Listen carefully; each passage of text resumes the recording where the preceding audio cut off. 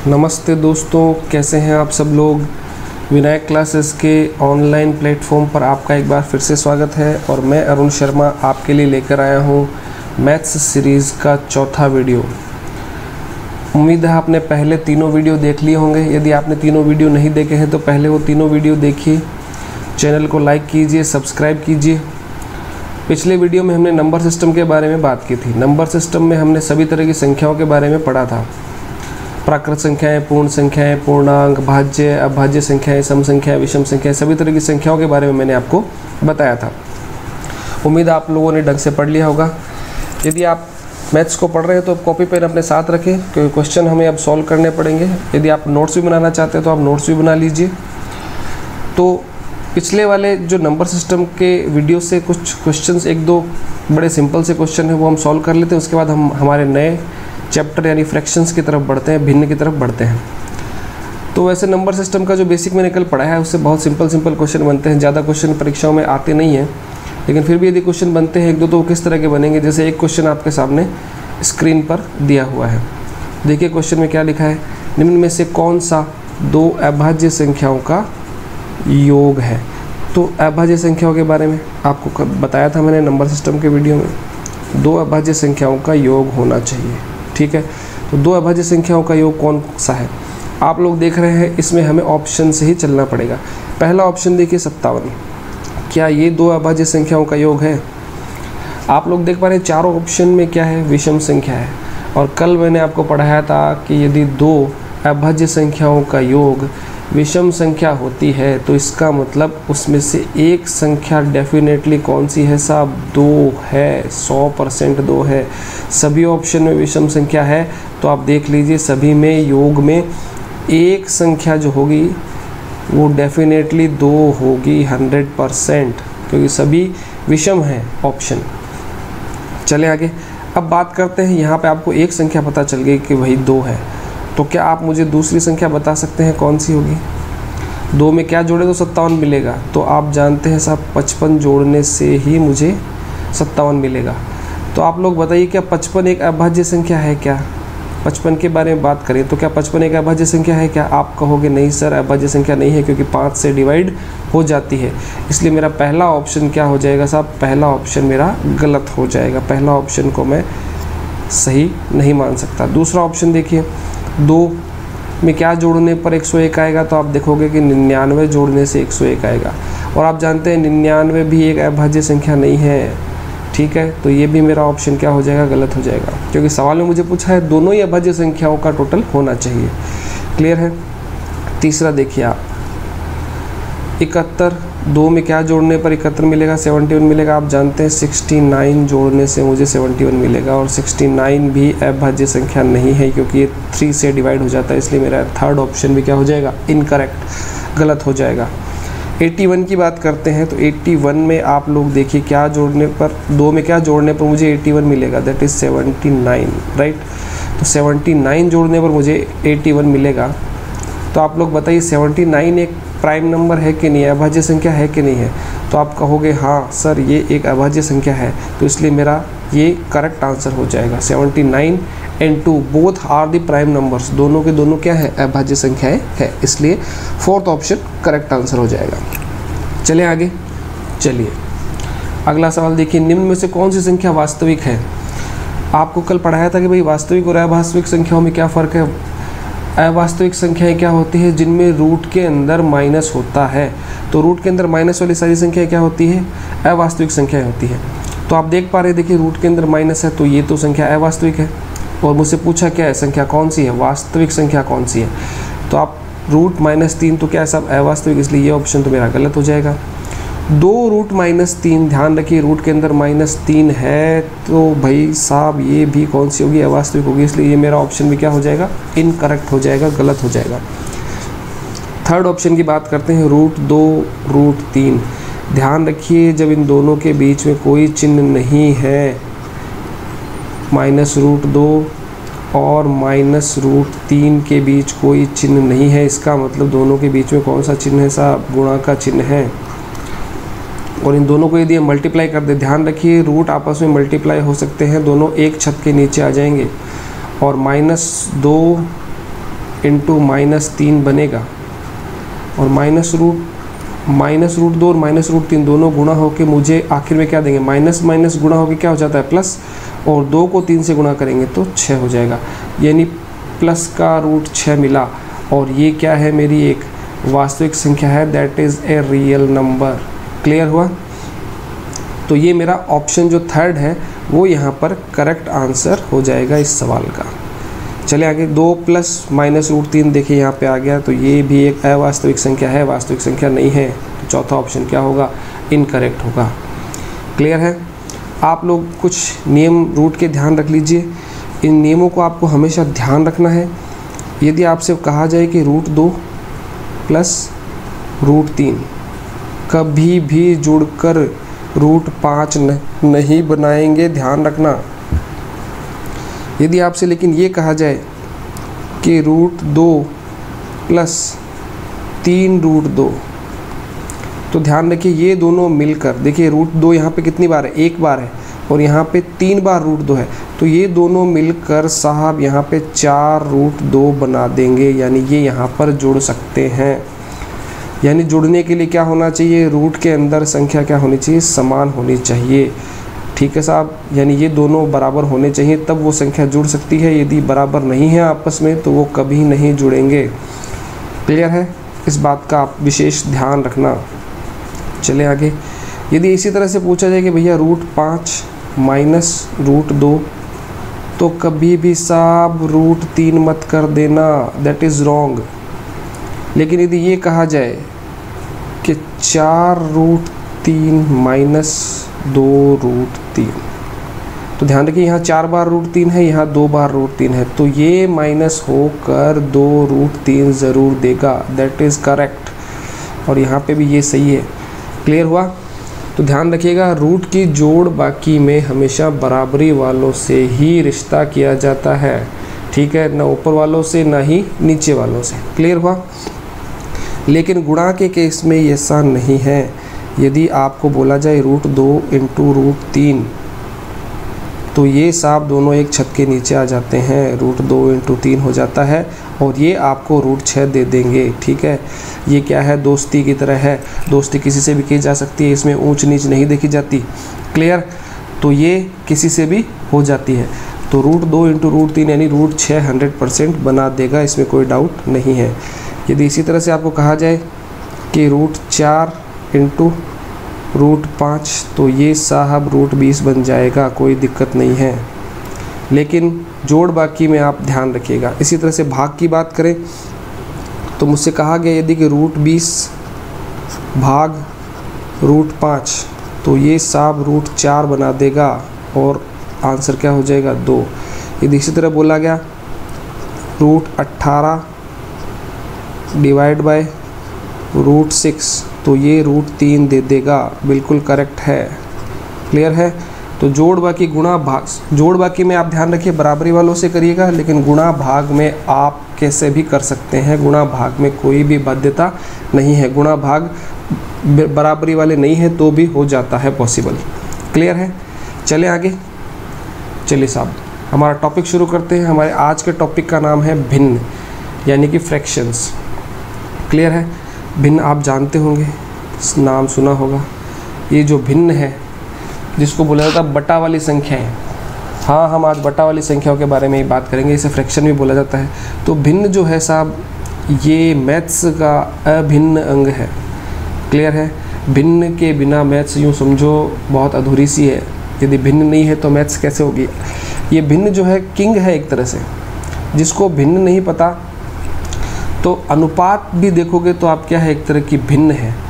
Percentage देखोगे तो वो भी क्या है, एक तरह की भिन्न है। इस भिन्न का जादू आपको परसेंटेज और अनुपात में बहुत अच्छे से पता चलेगा।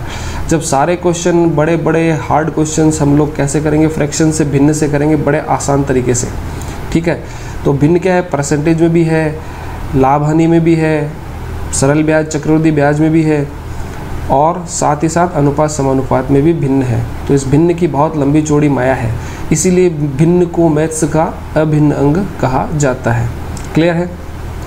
तो चलिए पढ़ते हैं भिन्न क्या होती है। बटा वाली संख्या जैसा कि आप जानते हैं, तो सबसे पहले इसके प्रकार देख लेते हैं। भिन्न कितने प्रकार की होती है? सब 3 प्रकार की। सबसे पहले कौन सी? सब उचित भिन्न। जितने तरह की लोग संसार में बातें करते हैं यूँ समझ लीजिए, उचित, अनुचित और मिश्रित। तो उचित भिन्न कौन सी होती है, जिसे प्रॉपर फ्रैक्शन भी बोला जाता है। प्रॉपर फ्रैक्शन जिसमें अंश का मान हर के मान से क्या हो साहब, छोटा हो। ध्यान रखिएगा, अंश का मान हर से छोटा होगा, वो कौन सी भिन्न होगी, मेरी प्रॉपर फ्रैक्शन यानी उचित भिन्न होगी। एग्जाम्पल्स आप देख पा रहे हैं, ये देखिए 3/8, 2/3, 1/5। अंश सबसे पहले समझ लीजिए, अंश क्या होता है, भिन्न के अंदर ऊपर वाली संख्या जो होती है वो अंश कहलाती है। ये हो गया मेरा अंश, क्लियर। और नीचे वाली संख्या जो होती है वो क्या कहलाती है, मेरा हर। तो अंश का मान यदि हर से छोटा हो तो वो भिन्न क्या हो जाएगी, उचित भिन्न हो जाएगी, प्रॉपर फ्रैक्शन हो जाएगी। दूसरी है अनुचित भिन्न, इम्प्रॉपर फ्रैक्शन, जिसमें अंश का मान क्या हो साहब, हर से बड़ा हो, तो वो क्या हो जाता है, अनुचित भिन्न हो जाता है। देख लीजिए यहाँ 7 का मान 5 से बड़ा है, 11 का मान 8 से बड़ा है, 5 का मान 3 से बड़ा है। तो अंश जहाँ हर से बड़ा दिखे वो भिन्न कौन सी हो जाती है, अनुचित भिन्न। इस अनुचित भिन्न में यदि यहाँ पे बात करते हैं आप देखिए तो ये 11/8 है। इस 11/8 में यदि मैं 8 का भाग 11 में लगा दूँ तो एक बार भाग जाएगा और शेष कितना बचेगा, 3, और ये क्या बन जाएगा, इस तरह से 1 से 3/8। तो अनुचित भिन्न से क्या बन गई साहब, अनुचित भिन्न से आप देख पा रहे हैं ये क्या बन गई, एक मिश्र भिन्न बन गई। तो अनुचित भिन्न से ही हमें क्या मिलती है, मिश्र भिन्न मिलती है। देखिए जैसे मिश्र भिन्न कैसे लिखते हैं, पूर्णांक प्लस भिन्न मिश्र भिन्न का पार्ट होते हैं। जैसे 3 से ही 2/3 इसको बोला जाता है, तो इसको 3 + 2/3 आप अलग अलग करके बड़े आराम से लिख सकते हो। जैसे 5 से ही 1/5 है, तो इसको भी आप अलग अलग करके 5 + 1/5 अलग अलग करके लिख सकते हो। जैसे यहाँ 3 + 2/3 आपने अलग अलग करके लिखा है। तो अनुचित भिन्न से हम क्या बना सकते हैं साहब, मिश्र भिन्न बना सकते हैं। और मिश्र भिन्न में क्या है, पूर्णांक प्लस भिन्न का जो संयोजन होता है, पूर्णांक प्लस भिन्न का संयोजन क्या बनाता है, मिश्र भिन्न बनाता है। उम्मीद है भिन्न के प्रकार आपको समझ में आए होंगे। चलते हैं आगे। भिन्नों के सवाल किस तरह बनते हैं, तो सबसे पहला सवाल आता है इसमें भिन्नों की तुलना करना। तो भिन्नों की तुलना कैसे करेंगे, सवाल देखिए मेरे सामने स्क्रीन पे लिखा है 7/9 और 5/13 में कौन सी भिन्न बड़ी है। यदि केवल आपको 2 भिन्न दी जाए, सिर्फ और सिर्फ 2 भिन्न दी जाए, यानी 7/9 और 5/13, यदि केवल 2 भिन्न दी जाए तो आपको पता करना है कौन सी बड़ी भिन्न है। तो आपको एक काम करना है, क्रॉस मल्टीप्लिकेशन करना है। और ये क्रॉस मल्टीप्लिकेशन नीचे से ऊपर की तरफ होगा, ध्यान रखिएगा, क्लियर। क्रॉस मल्टीप्लिकेशन नीचे से ऊपर की तरफ करके आपको उसकी तरफ ही लिख देना है। जैसे इधर क्या हो गया 7 × 13 और इधर क्या बन गया साहब 5 × 9। तो आंसर देखिए साहब 13 और 7 को गुणा करने से क्या मिलता है 91, और 5 और 9 को गुणा करने से क्या मिला 45। दोनों में से बड़ी संख्या कौन सी है, तो आप बड़े आराम से बता सकते हो कि 91 बड़ा है किससे, 45 से। 91 45 से बड़ा है, इसीलिए भिन्न के मामले में भी बात करें तो यही हो जाएगा 7/9 बड़ा हो जाएगा 5/13 से। क्लियर हुआ। तो ध्यान रखिएगा, भिन्न का यदि 2 भिन्न आपको दे रखी हो तो उसकी तुलना करने के लिए आपको क्रॉस मल्टीप्लाई करना है। क्रॉस मल्टीप्लाई आपको ध्यान रखना है नीचे से ऊपर की तरफ करना है, ठीक है, ऊपर से नीचे मत करना। आमतौर पे ऊपर से नीचे किए जाते हैं। तो 2 भिन्न दे तो क्रॉस मल्टीप्लाई करके जिस साइड बड़ी संख्या होगी वही भिन्न क्या हो जाएगी, बड़ी हो जाएगी। आई होप आपको क्लियर हुआ होगा। चलते हैं आगे। अगला एग्जाम्पल देखिए 15/16, 19/20, 24/25 और 34/35 में से सबसे छोटी भिन्न कौन सी है। यहाँ एक आप देखिए एक ट्रेंड फॉलो हो रहा है। 15 और 16 के बीच में गैप देखिए, 15 और 16 के बीच में आप गैप देख पा रहे हैं, 1 का गैप है। 19 और 20 के बीच में भी 1 का गैप है। 24 और 25 के बीच में भी 1 का डिफरेंस है, और 34 और 35 के बीच में भी 1 का डिफरेंस है। जब आपको यदि सवाल परीक्षा में ऐसा नज़र आए जिसमें सारी भिन्नों में डिफरेंस सेम हो, यदि ऐसा हो डिफरेंस सेम हो, तो जिसका अंश सबसे बड़ा होगा, जिसका अंश सबसे बड़ा होगा वही भिन्न सबसे बड़ी होगी। इस बात का ध्यान रखना। क्लियर।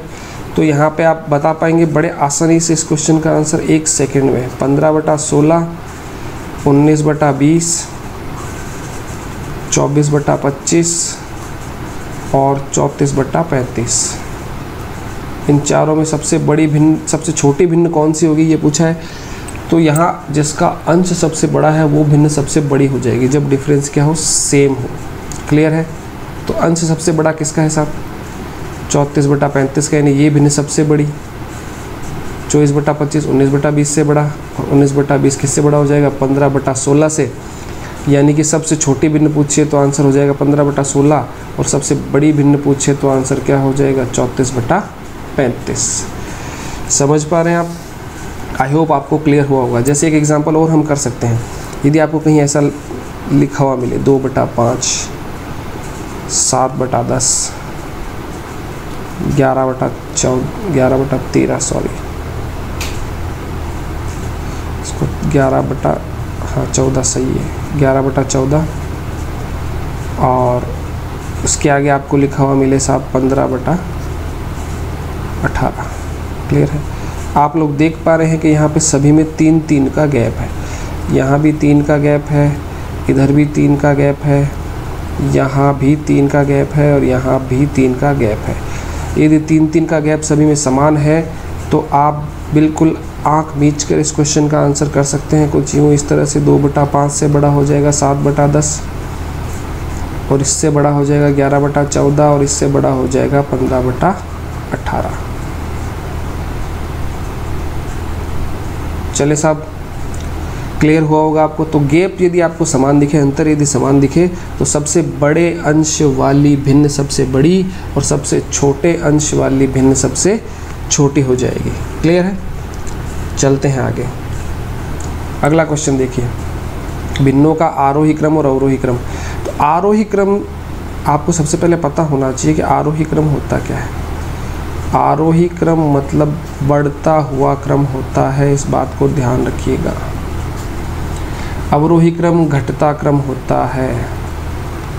अवरोही क्रम क्या होता है साहब, घटता क्रम होता है।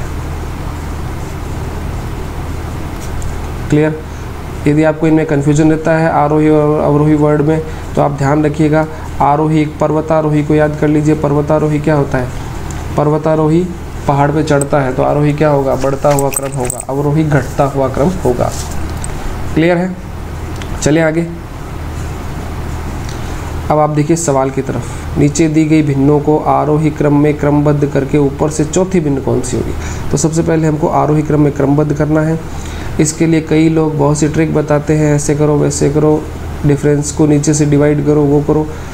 तो हम लोग ऐसा नहीं करेंगे। जब भी हमको इनका आरोही क्रम लिखना होगा, हम सीधा सीधा डिवाइड करके इनके वैल्यूज़ निकालेंगे साहब।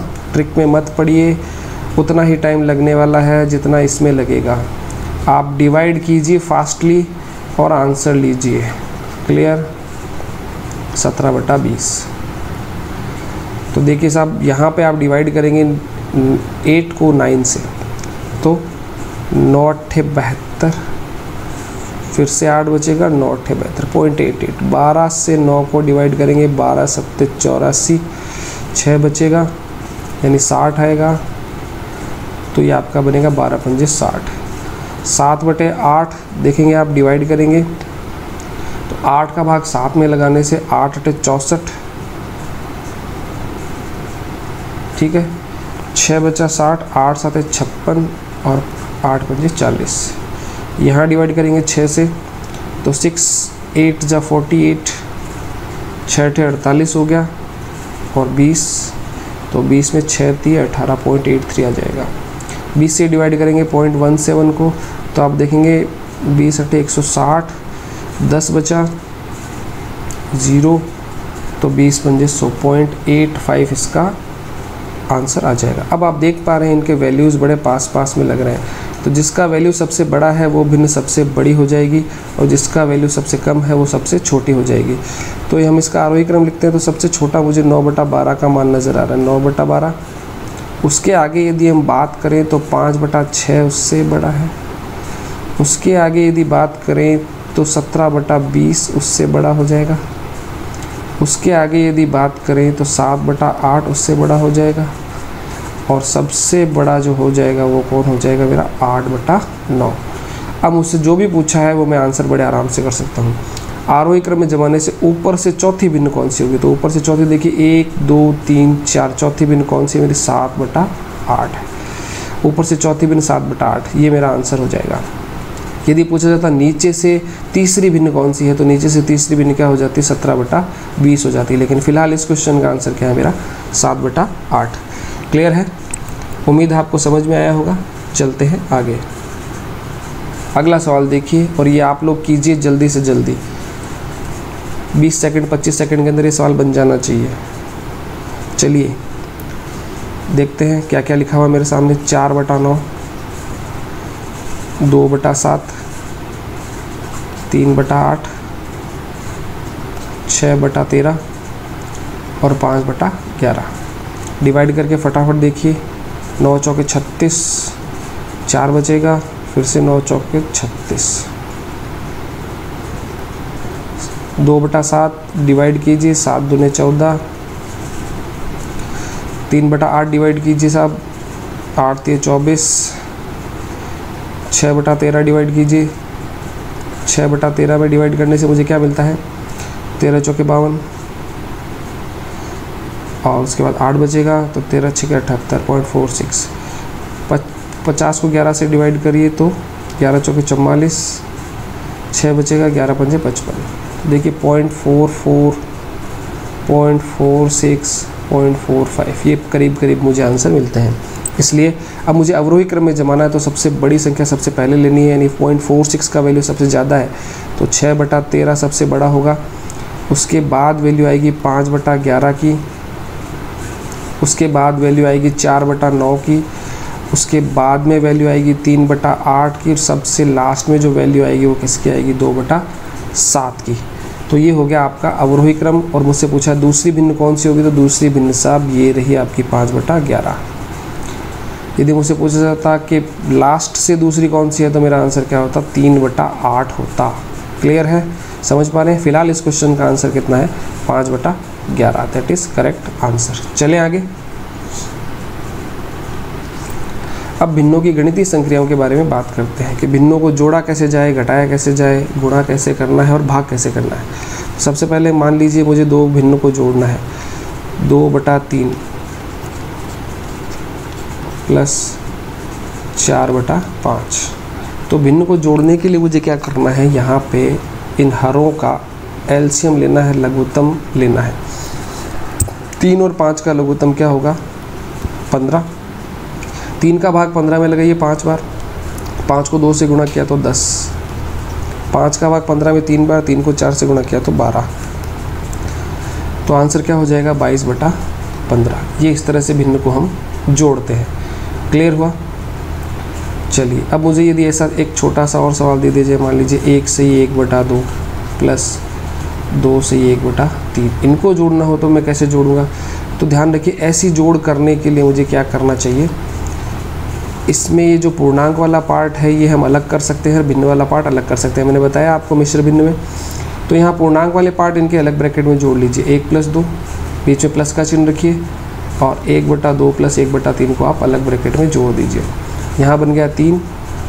यहाँ इनको जोड़ेंगे तो इनका एलसीएम 6, तो 3 + 2 यानी कि 3 + 5/6, और इसको हम क्या लिख सकते हैं? 3 से ही 5/6। ये मेरा आंसर हो जाएगा। क्लियर है? इसको फर्दर मुझे यदि और लिखना हो कि भाई 3 से ही 5/6 को क्या लिख सकते हैं, तो मल्टीप्लाई कर दीजिए। 6 × 3 = 18, 18 और 5 23/6 इसका और फर्दर आंसर हम दे सकते हैं यदि ऑप्शन में 3 से ही 5/6 ना हो तो। चलते हैं आगे घटाने की तरफ। यदि मुझसे कहा जाए कि 1/3 में से 2/5 2/7 घटा दीजिए, 2/7 घटाना है। क्लियर है?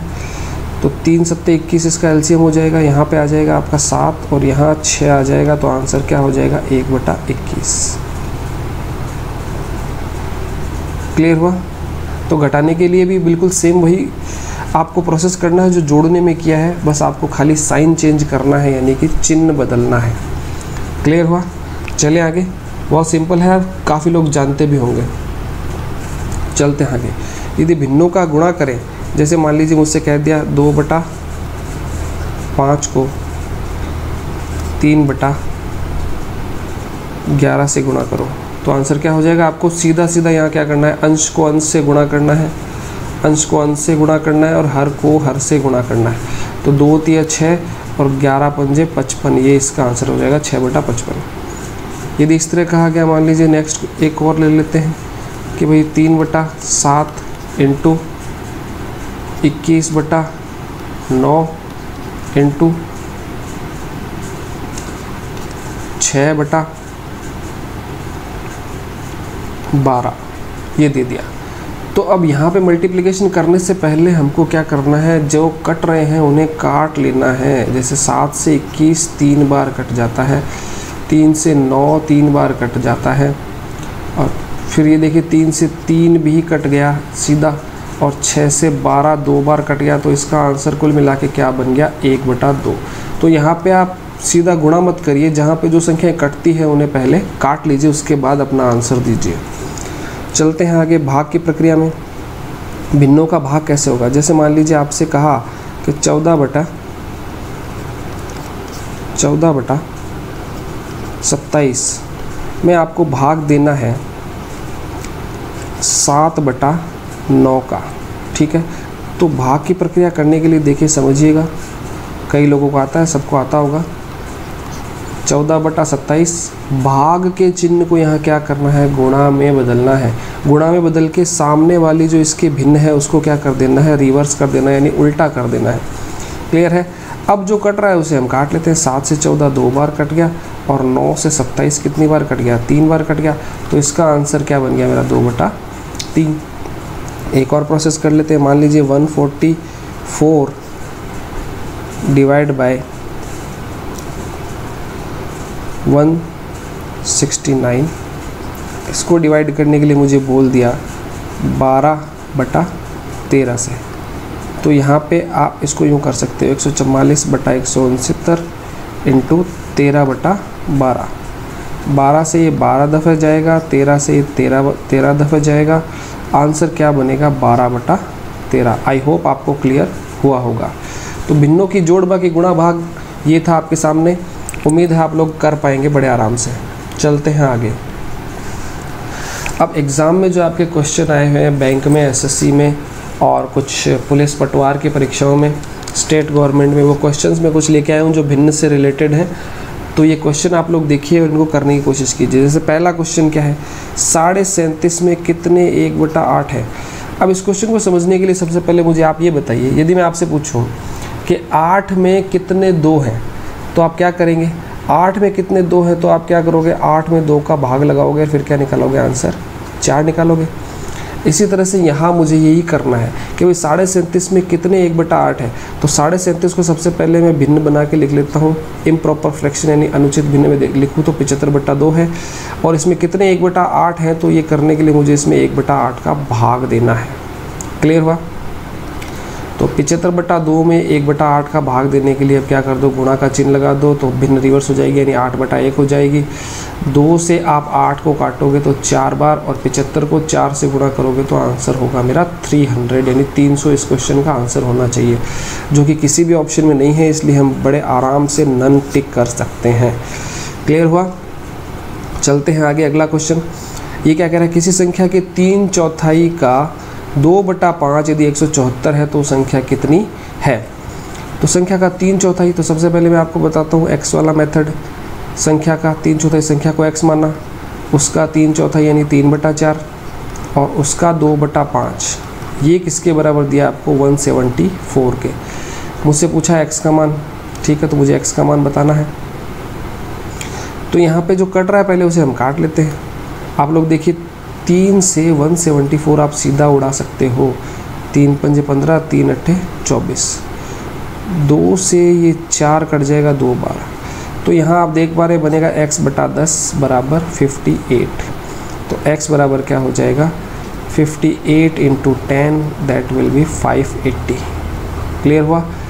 वैसे तो सीधा सीधा है, यहाँ पे x/10 बराबर 58 लिखने की ज़रूरत नहीं, सीधा 580 लिख दो आप गुणा करके, ठीक है, थोड़ा सा जल्दी जल्दी करने के लिए। आगे चले। अब आप देखो इस सवाल को मैं यदि मुझे 1 सेकंड में आंसर करना हो तो मैं कैसे कर सकता हूँ। संख्या का 3/4, ठीक है, ये रहा साहब 3/4 और फिर 2/5, ठीक है, वो बराबर 174 के। तो आप लोग देख पा रहे हैं कि 4 और 5 इसका मल्टीपल होना चाहिए कि नहीं होना चाहिए संख्या को।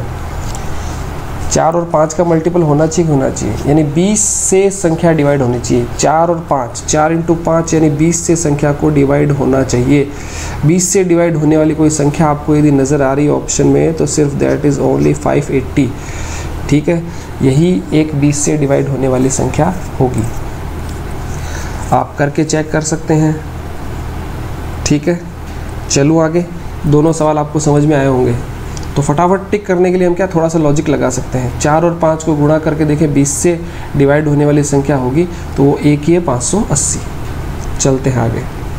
अगला क्वेश्चन देखिए, मैंने आपको अभी भी बताया है कि भिन्नों की जोड़ बाकी गुणा भाग कैसे करना है। तो जोड़ने के लिए हमें क्या करना है, देखिए यहाँ पे 1 से 3/5, 1 से 2/7 और 1 से 1/4। तो यहाँ पे मैं इनके पूर्णांक वाले पार्ट अलग ब्रैकेट में जोड़ सकता हूँ। 1 + 1 + 1 ये अलग ब्रैकेट में जोड़ लीजिए साहब।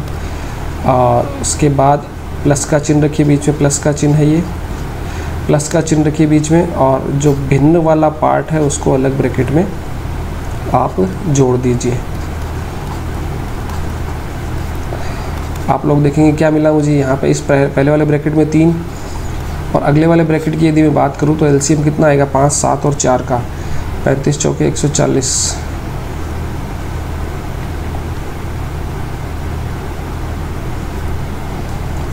और फिर 5 का भाग लगाइए 140 में, कितनी बार जाएगा साहब, 28, 28 × 84, ये आपका 84 यहाँ।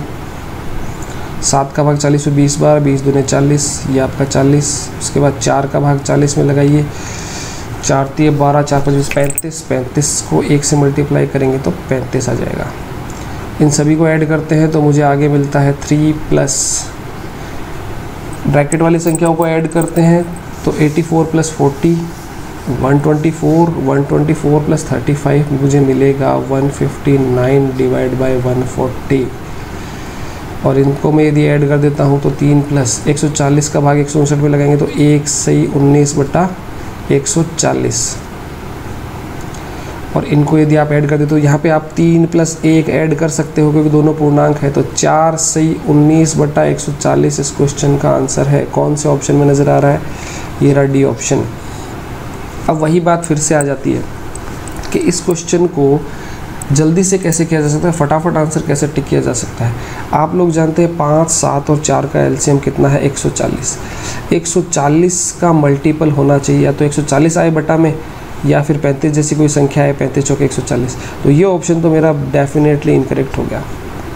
दूसरा, इस ऑप्शन को मैं कैसे हटा सकता हूँ, आप लोग देखिए 1 + 1 + 1 यहाँ पे 3 बन रहा है। 3 प्लस आगे जोड़ेंगे संख्याओं को तो 1 से कुछ बड़ी संख्या बनेगी, तो 4 के आसपास आंसर होना चाहिए। तो इस ऑप्शन को मैं वैसे अनटिक कर सकता हूँ। आगे इन दोनों में ऑप्शन में चेक करने के लिए मैं देख सकता हूँ कि देखिए आप इस ब्रैकेट का आंसर, इस ब्रैकेट का तो 3 मिल गया मुझे टोटल, लेकिन आगे यहाँ देखिए 3/5 ये लगभग 0.6 होता है, 2/7 ये लगभग 0.2 होता है, 1/4 0.25 होता है। इन सभी को यदि ऐड करते हैं, इन सभी को ऐड करते हैं तो मुझे 1 से कुछ बड़ी संख्या मिलती है। तो 3 + 1 से बड़ी संख्या यानी लगभग 4 सही कुछ आंसर होगा इसका, 4 सही कुछ आंसर होगा इसका, ठीक है। तो 4 सही आंसर केवल एक ऑप्शन में है, डी में, वो मेरा करेक्ट आंसर हो जाएगा। क्लियर है। तो थोड़ा सा आप फास्टली अप्रोच लगाकर भी क्वेश्चन को कर सकते हैं। अगला वाला सवाल देखिए, यहाँ पे वही काम करना आपको यहाँ पे, लेकिन माइनस का चिन्ह भी बीच में है। तो ब्रैकेट में आप जैसे जैसे चिन्ह है वैसे वैसे लिखते जाइए। 1 + 3 - 2 + 11 और बीच में प्लस का चिन्ह रखिए। अगले ब्रैकेट में आप लिख दीजिए साहब 8/9 + 2/7 + 2/7 प्लस, सॉरी यहाँ माइनस रखिएगा, यहाँ -1/7 + 1/6 लिख दीजिए। यहाँ आप इनको ऐड करिए, देखिए 3 + 1 4, 4 में से 2 गया 2, 2 + 11, यानी ये ब्रैकेट मुझे क्या दे देगा साहब, ये ब्रैकेट देगा मुझे 13। उसके आगे वाले ब्रैकेट की बात करूँ तो यहाँ इन सभी का जो एलसीएम है 9, 7, 6 का, 9, 7 और 6 का जो एलसीएम आएगा वो कितना आएगा साहब, 9 7 63, 126 इनका एलसीएम आएगा। 126 इनका एलसीएम आता है। तो मेरे ये पहले वाले जो 2 ऑप्शन है, देखिए यहाँ पे 223 ये बिना किसी काम का है, यानी पहले वाले 2 ऑप्शन तो गए। आगे देखिए साहब 13 + 126 एलसीएम आ गया। अब आप इनको मल्टीप्लाई करके आंसर दे सकते हैं। वैसे 13 प्लस, अब देखिए 1 से कुछ ज़्यादा ही आंसर मेरा आना है, ठीक है। तो मैं वैसे तो सीधा सीधा इस 14 से ही 25/126 टिक कर सकता हूँ, सीधा सीधा इसको टिक कर सकता हूँ इस आंसर को, लेकिन फिर भी हम चेक कर लेते हैं, क्या पता कुछ हो जाए आगे। तो 9 से 126 में हम डिवाइड करते हैं तो कितना आता है 18, 18 8 कितना होता है साहब 144। 7 से भाग लगाइए, 18 7 126, तो 18 दूने 36 हो गया।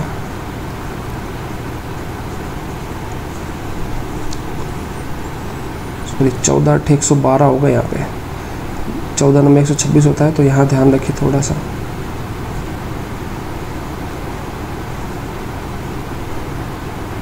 तो यहाँ पे आप 112 लिख लीजिए, दैट इज़ 112। क्लियर हुआ। 112 + 36 और फिर आगे आप देखिए साहब माइनस का चिन्ह है, 7 से फिर डिवाइड करेंगे तो 18 7 126, यानी यहाँ आएगा 18 और फिर प्लस 6 से डिवाइड करेंगे तो 21। ऐड कर दीजिए इन सभी को तो आप पाएंगे, देखिए 13 प्लस अगले ब्रैकेट में 112 + 36 हो गया आपका 148, 148 में से 18 गए तो 130, 130 और 21 आपको देंगे 151, 151 डिवाइड बाय 126। देखिए क्या बन गया, 13 प्लस 126 151 डिवाइड किया तो 1 सही 25/126। तो ओवरऑल मेरा आंसर क्या हो गया, देखिए 13 में ये 1 आप जोड़ सकते हैं, तो ओवरऑल मेरा आंसर हो गया 14 सही 25/126। क्लियर हुआ। तो मैं थर्ड ऑप्शन बड़े आराम से टिक कर सकता हूँ। मैंने आपको पहले भी ट्रिक बता दी कि इसको कैसे टिक करना है। क्लियर हुआ। चलते हैं आगे। अगला सवाल देखिए भिन्न का। ये परीक्षा के सवाल हैं सभी के सभी। तो भिन्न में जब इस तरह के सवाल आते हैं, बटे में बटा दे रखा हो आपको, भिन्न में भिन्न दे रखी हो, तो इन सवालों को कैसे करना है, आपको यहाँ नीचे से स्टार्ट करना है। इस तरह से यहाँ से स्टार्ट करना है, सवाल को नीचे से ऊपर की तरफ बढ़ना है करते हुए। ठीक है। तो यहाँ मेरा पहला स्टेप क्या हो जाएगा, पहला स्टेप मेरा होगा 4 में से 10/11 को माइनस करना है। 4 में से 10/11 को माइनस करने के लिए आप देखो सीधा यूँ भी कर सकते हो, 11 चौक 44, 44 माइनस 10, यानी ये मुझे देगा 34/11।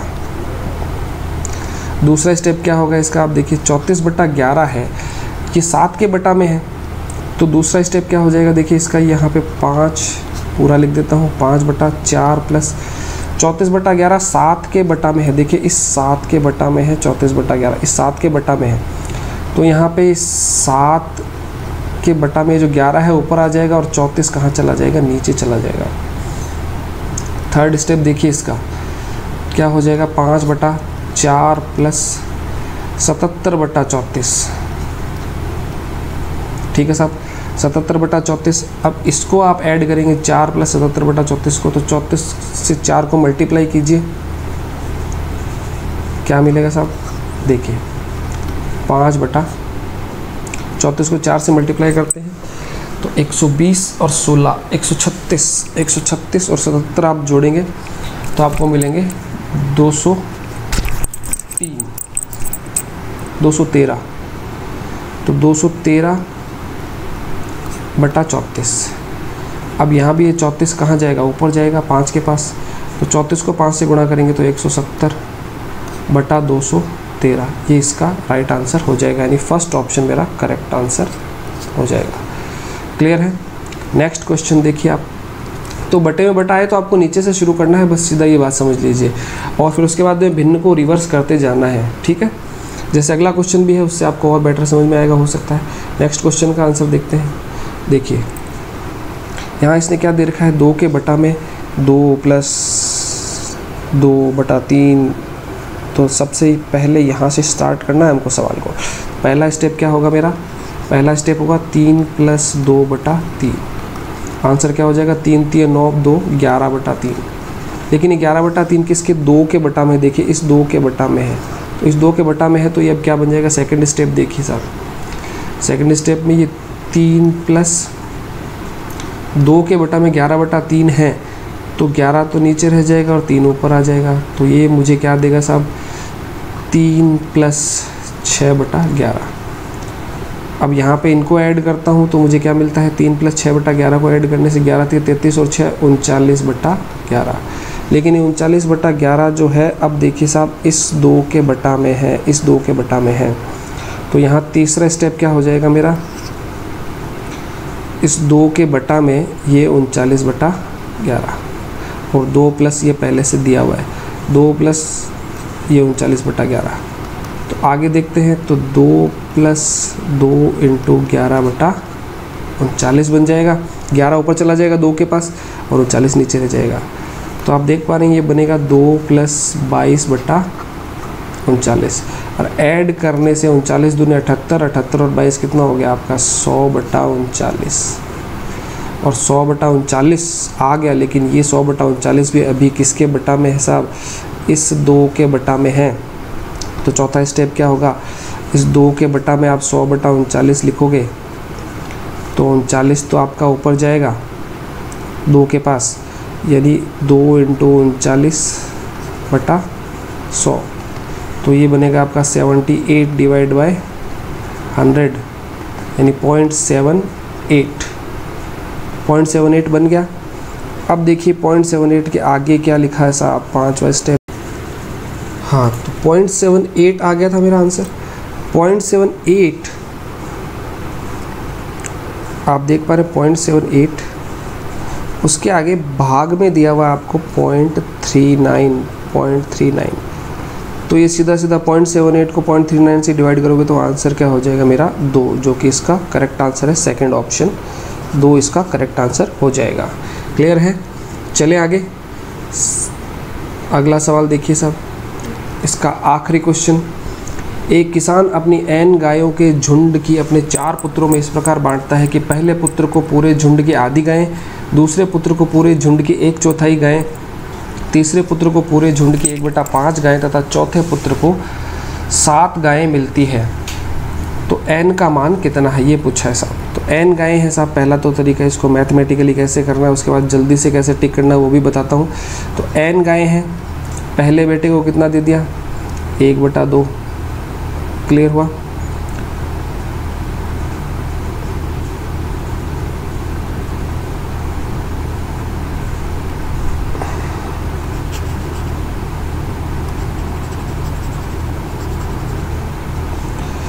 तो n गायें हमने मान ली साहब। n गायें मानने के बाद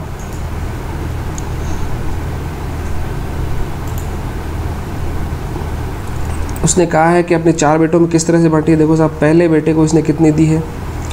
पहले बेटे को पूरे झुंड की आधी गाय यानी 1/2 गाय पहले बेटे को दी है। दूसरे बेटे को 1/4 गाय यानी 1/4 गाय दी है। तीसरे बेटे को 1/5 गाय दी है। ठीक है, उसके बाद जो चौथा बेटा है इसको 7 गायें मिली है। तो आप लोग देख पा रहे हैं कि मेरे पास मान लीजिए टोटल कितनी गायें थी। यहाँ पे तो n दे रखी है, लेकिन मैं n नहीं मानता हूँ। मैं कितनी मानता हूँ? 1 गाय थी टोटल। 1 का 1/2 दे दिया, इसको 1/4 दे दिया, इसको। इन तीनों को हम ऐड करते हैं तो कितना मिलता है? 20 एलसीएम आ गया, 10 + 5 + 4। तो आप लोग देख पा रहे हैं कि 19/20 गाय तो दी जा चुकी है। अब 1 में से 19/20 गाय दे दी इसने, तो 1 - 19/20 करोगे तो आप देखोगे 20 से कम 20, 20 में से 19 गया तो 1/20 गाय बची। और ये 1/20 गाय किसके बराबर है? 7 गायों के बराबर। देखिए इस चौथे बेटे को मिली थी ना 7 गाय, तो 1/20 गाय 7 के बराबर है। तो 1 के बराबर कितनी हो जाएगी साहब? 20 को 7 से आप गुणा कर दीजिए, तो 20 × 7 कितना हो जाएगा? 1 के बराबर 140 गायें उस आदमी के पास थी। तो ये मेरा थर्ड ऑप्शन जो यहाँ लिखा हुआ है 140 गाय, ये मेरा करेक्ट आंसर हो जाएगा। तो n नहीं मानिए आप क्या मान लीजिए? 1 गाय मान लीजिए। 1 से फिर इन तीनों को कितनी मिली टोटल? 19/20। एक में से 19/20 गए, यानी 1/20 गाय मिली उसको चौथे वाले को, और 1/20 के बराबर 7 गाय दे रखी है, तो 1/20 के बराबर 7 है, तो 1 के बराबर कितनी आ जाएगी 140। जल्दी से इस क्वेश्चन को कैसे करना है फटाफट देखिए साहब। आपको क्या करना है, यहाँ आप देख पा रहे हैं कि 1/2 पहले बेटे को 1/2 मिल रही है, दूसरे बेटे को साहब देखा तो 1/4 मिल रही है, तीसरे को 1/5 मिल रही है और चौथे को 7 गाय मिल रही है। तो संख्या ऐसी होनी चाहिए गायों की जो 2 से डिवाइड हो जाए, 4 से डिवाइड हो जाए, 5 से डिवाइड हो जाए और 7 से डिवाइड हो जाए, यानी 20। इन सभी को इनका एलसीएम देखें तो 20 है, इनका एलसीएम देखें तो 20 है और ये 7 ही है, तो 20 सत्ते 140 आप फटाफट टिक कर सकते हैं। यानी संख्या ऐसी होनी चाहिए जो 2, 4, 5 और 7 सभी से डिवाइड हो जाए, तभी तो वो डिवाइड कर पाएगा। ठीक है, तो आप जल्दी से इस क्वेश्चन का आंसर इस तरह से कर सकते हैं जो सभी से डिवाइड होने वाला हो। क्लियर है? उम्मीद करता हूँ आपको ये भिन्न वाला सेशन बहुत अच्छा लगा होगा, समझ में आया होगा। कोई सवाल ना समझ में आए तो वीडियो को रिवाइंड करके देखिए, चैनल को लाइक कीजिए, सब्सक्राइब कीजिए, और यदि आपका कोई सवाल है तो आप मुझे कमेंट बॉक्स में कमेंट कर सकते हैं। मिलता हूँ आपसे अगले वीडियो में जहाँ हम पढ़ेंगे दशमलव संख्याएँ। बहुत बहुत धन्यवाद।